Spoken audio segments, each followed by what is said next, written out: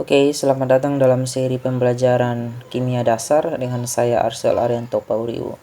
Nah, pada kesempatan hari ini saya akan membahas mengenai atom dalam kaitannya dengan teori dan struktur daripada atom. Nah, kita akan mulai dengan yang pertama, yaitu teori daripada atom. Nah, perkembangan teori atom ini telah berlangsung sejak 500 tahun sebelum Masehi, abad ke-5 sebelum Masehi. Telah ada orang-orang yang telah berpikir bagaimana penyusunan terkecil partikel penyusun terkecil dari materi. Dapat dikatakan bahwa teori atom telah berkembang dalam waktu yang tidak singkat.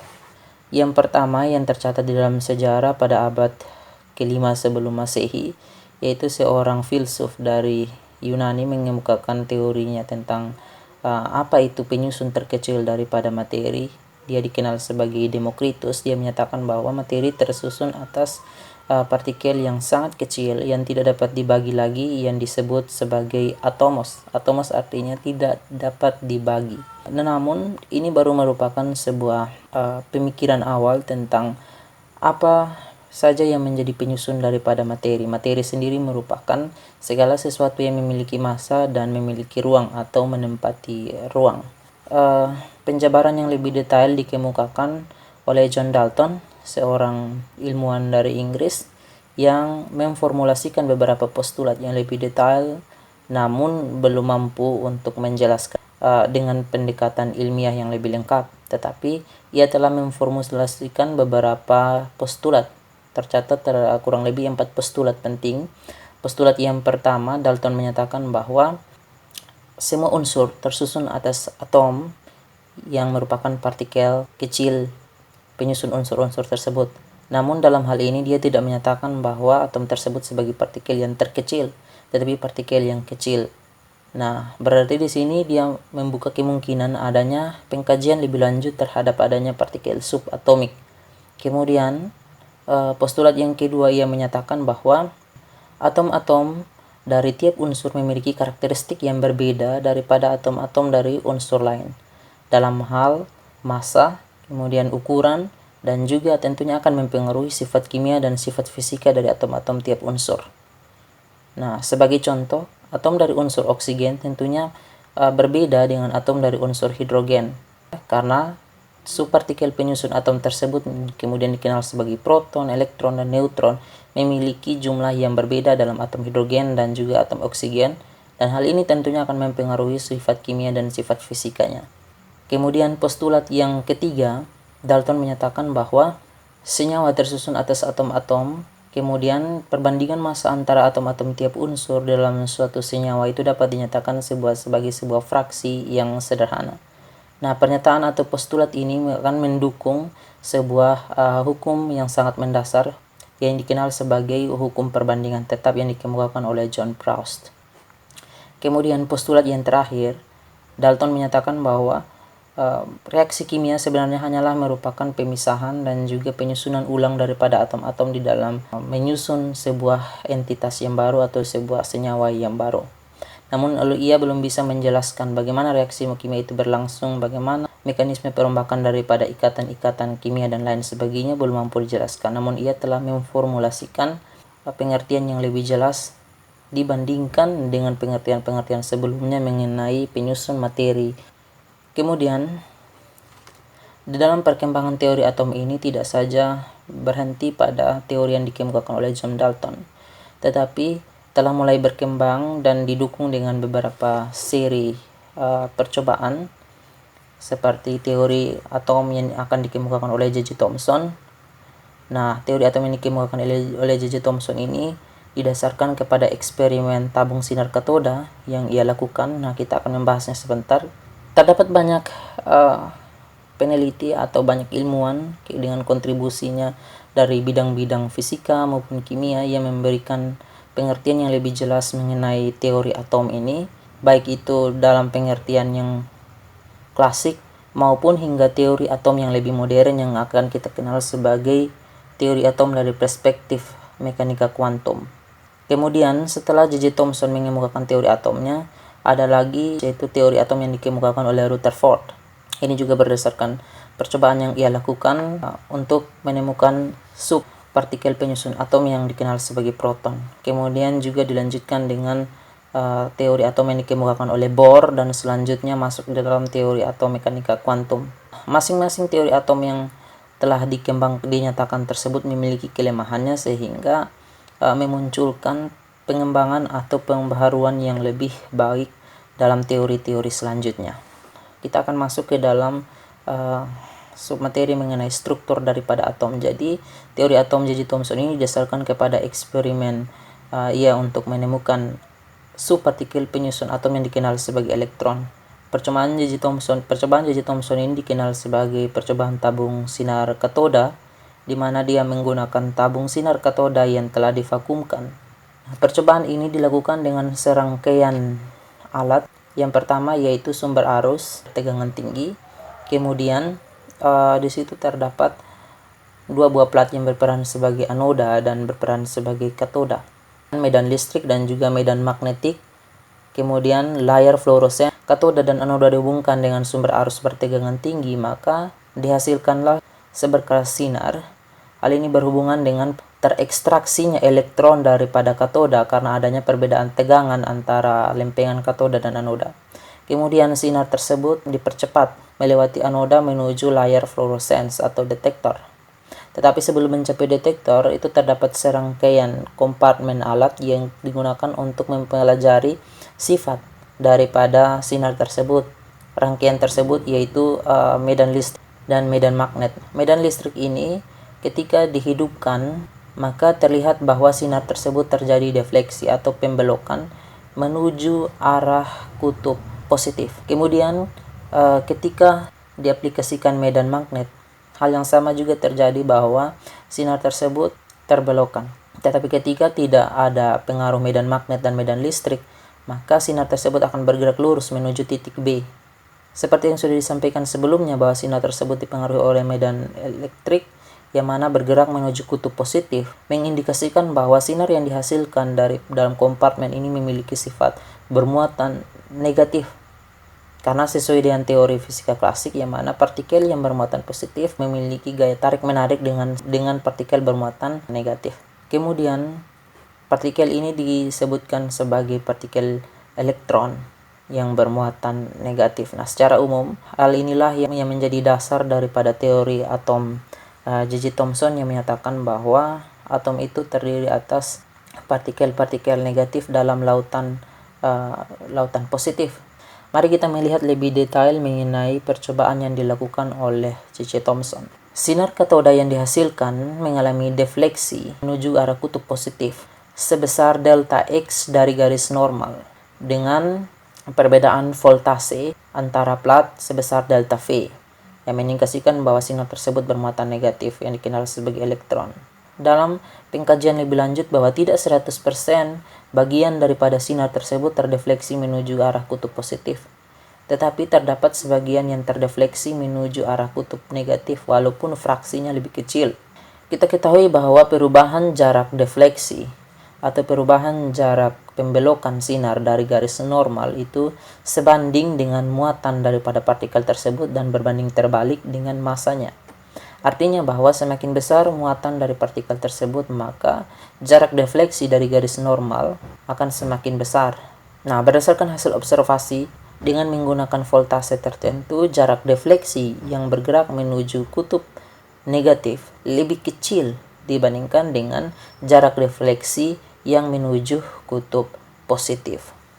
Oleh karena itu, kita bisa memasukkan ke dalam bentuk perbandingan, di mana perbandingan jarak defleksi partikel yang bergerak menuju kutub positif berbanding nilai mutlak dari jarak defleksi partikel yang bergerak menuju kutub negatif itu sama dengan rasio antara masing-masing muatan terhadap masanya, sehingga kita bisa memperoleh nilai mutlak dari perubahan jarak defleksi dari garis normal partikel yang bergerak menuju kutub negatif terhadap jarak defleksi partikel yang bergerak menuju kutub positif sama dengan massa dari partikel yang bergerak ke kutub positif berbanding massa yang bergerak ke partikel kutub negatif. Maka perbandingan massa partikel yang bergerak menuju kutub positif berbanding massa partikel yang bergerak menuju kutub negatif itu sangat kecil. Hal inilah yang kemudian dikenal sebagai perbandingan antara elektron dan proton yang mencapai 1:1800. Artinya jika 1 gram elektron di dalam satu atom, maka massa protonnya itu mencapai 1800 gram. Kemudian J. Thomson melanjutkan eksperimennya untuk mengetahui berapa rasio antara muatan terhadap massa daripada elektron. Nah, rasio tersebut diperoleh dengan menggunakan pendekatan medan listrik yang diaplikasikan. Besaran medan listrik tersebut dikalikan dengan sudut defleksi daripada partikel, kemudian dibagi dengan kuadrat medan magnet, juga dibagi terhadap jarak yang dilewati oleh sinar katoda. Berdasarkan eksperimen J. Thomson, diperolehlah nilai rasio antara muatan dan massa yaitu sebesar 1,76 kali 10 pangkat 8 coulomb per gram. Menentukan massa daripada elektron tadi dilanjutkan dengan eksperimen Millikan, yaitu drop oil experiment. Jadi kompartemen alatnya terdapat atomizer, yaitu minyak yang diubah ke dalam bentuk aerosol. Kemudian terdapat mikroskop untuk melihat tetesan minyak tersebut di dalam alat.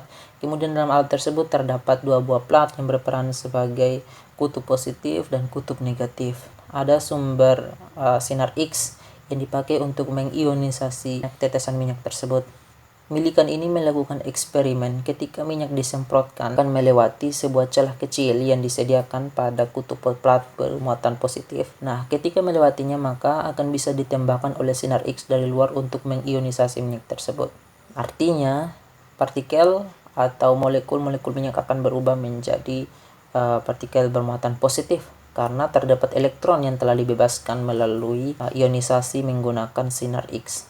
Kemudian dengan mengobservasi laju jatuhnya minyak yang telah bermuatan tadi dengan aplikasi medan listrik dan tanpa menggunakan medan listrik, Millikan dapat menghitung jumlah muatan yang dibawa oleh tiap tetesan. Ternyata hasil eksperimennya menunjukkan bahwa nilai muatan tersebut ternyata merupakan kelipatan dari 1,6022 kali 10 pangkat minus 19.